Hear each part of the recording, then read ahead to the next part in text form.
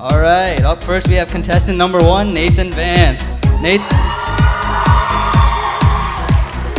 Hailing from Nowheresville, Northern Ireland, and standing at a striking 6'3".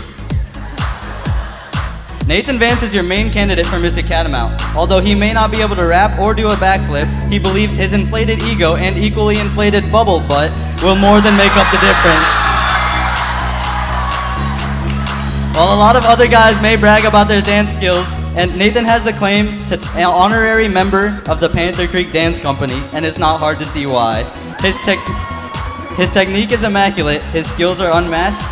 He truly is the embodiment of grace. When he's not rehearsing in the dance studio, Nathan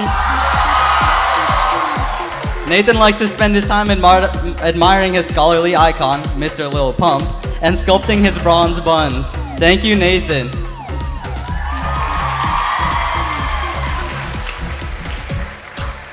Contestant number 2, Jake Cramutola, also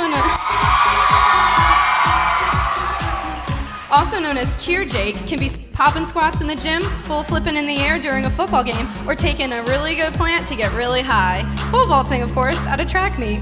Most people love hanging out with him because you know he'll cheer you on. As captain of the cheer team, while his time at PC has revolved around flipping in athletics and Project Unify, he did have a stint in French club for a week. Je suis désolé, Miss Carter.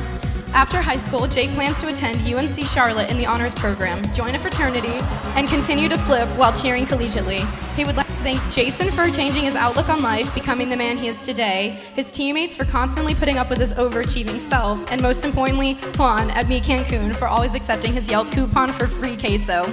He may not walk the red carpet, but he certainly brings the heat on the blue mat. Ladies and gentlemen, contestant number 2, Jake Cramutola. Next up, contestant number 3, Spencer Piers. Spencer has enjoyed all 4 years at high school at Panther Creek by belting sick tunes in the chamber choir, the Catatones, Panther Creek's a cappella group, and losing his voice on a weekly basis for the love of sports. Outside of school, Spencer gets sudsy working at Autobell, spends way too much time getting swole at the gym, and trying to win a game of Fortnite. In the crisp fall, he will attend Appalachian State in hopes of becoming an athletic trainer so that he can get paid to professionally apply Band-Aids to athletes everywhere. Some of his greatest achievements are making 11 trips to the hospital by the time he was 4, and being the first one to cook out for off-campus moves on several occasions. Spencer thanks his parents for never spanking him as hard as his junior year pre-calc class did, his siblings for making him seem like the A+ student of the family, and finally, all of his close friends and family who have put up with his shenanigans for the past 18 years. Spoiler alert, there's much more to come. Thank you, Spencer Piers.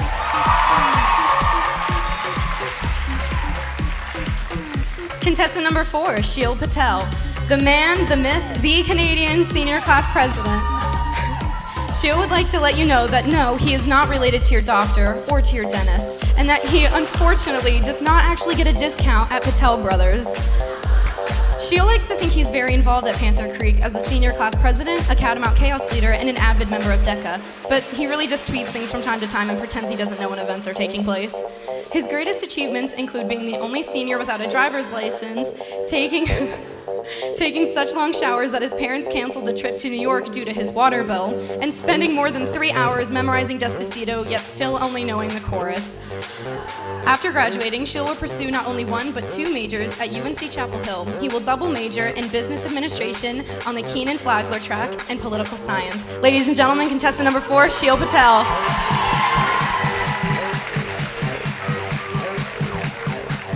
All right, next up is contestant number 5, Jacob Klein. Jacob was born in an unpronounceable Soviet republic, but don't let that throw you off. Jacob loves everything American, from meat and potatoes to ridiculously overcompensating for minor inconveniences. He also loves running, and he has both a Spartan race and an accidental marathon hanging under the drawstrings of his inappropriately short shorts. Jacob's least favorite things are the color yellow, sand, and flexible rulers, but that's a story for another time. His self-taught piano skills are mediocre, but that doesn't stop him from playing the only 3 songs he knows over and over whenever he has the chance. No matter what, Jacob will try his best tonight to take this title and add it to his ever-expanding list of accomplishments. Thank you, Jacob Klein. Contestant number 6, Jack Robert Ryder. The man who undisputably loves America more than anyone else you know. He spends a lot of his time working at Pump It Up, and you can catch him there most days of the week running around with the kiddos. In his free time, he likes to hang with the boys, and they're always getting up to shenanigans. Jack owns a beautiful Grand Cherokee Jeep named Betsy Ross and loves to drive it around. He has missed over 300 classes during his junior and senior year, but still somehow manages to do well in school. Jack loves cracking jokes, which sometimes can get him into trouble, and would like to thank his friends and beautiful girlfriend for always having his back, his parents for always supporting him, and a special thanks to his teachers for tolerating him. Give it up to contestant number 6, Jack Ryder.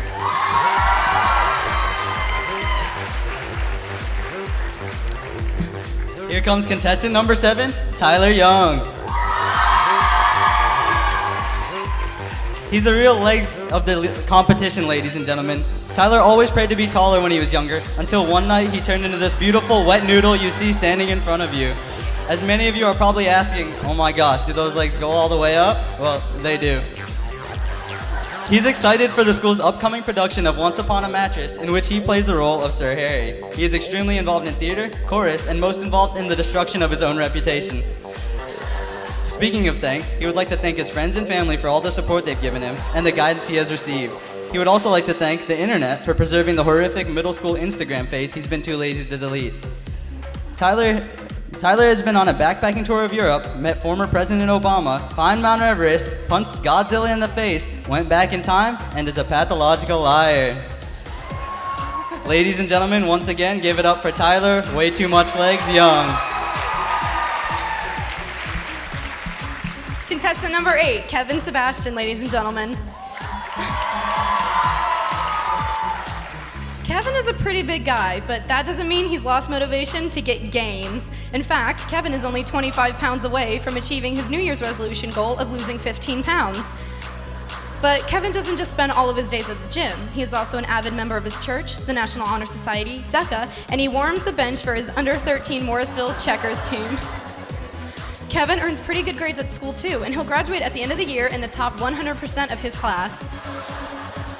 Kevin would like to thank his dad for packing him Lunchables every day since kindergarten, his mother for always aspiring him to follow his dreams, and as a result, inspiring Kevin to always wake up past noon, and his sister Christina for always waking him up at noon so that he could go to school and still qualify for senior exemptions. And not only God, but Jesus too, for always giving him a person to put his faith and trust in. Give it up one more time for contestant number 8, Kevin Sebastian.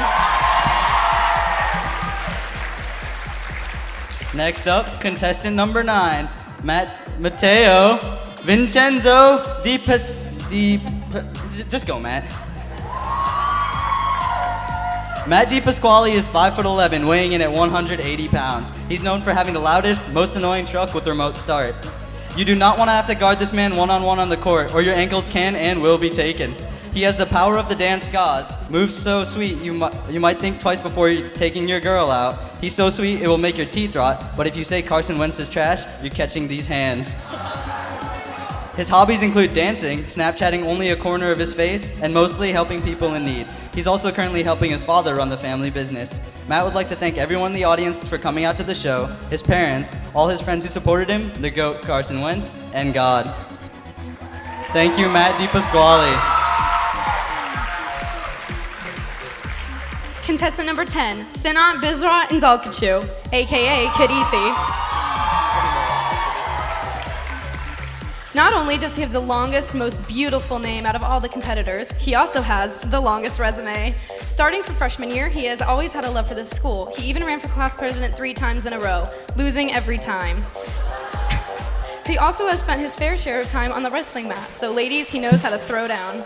Not only is he the manliest contestant, he also has an academic side. As a 2-year senior producer in the newspaper, he has dedicated his life to reporting anything but fake news. Casey was born in Minnesota, and that's why his bars are so cold.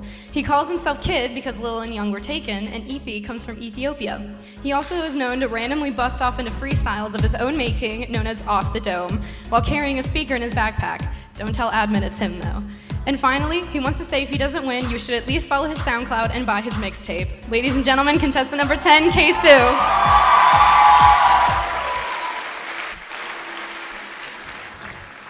Contestant number 11, Nikhil. No, Nikhil no. is the most handsome Nikhil, contestant Nikhil, tonight. Nikhil, no, I told you we can't let you be a part of the show, okay, dude? You just gotta MC for tonight, all right? Fine, All right. whatever. In the meantime, one more round of applause for all of our amazing contestants.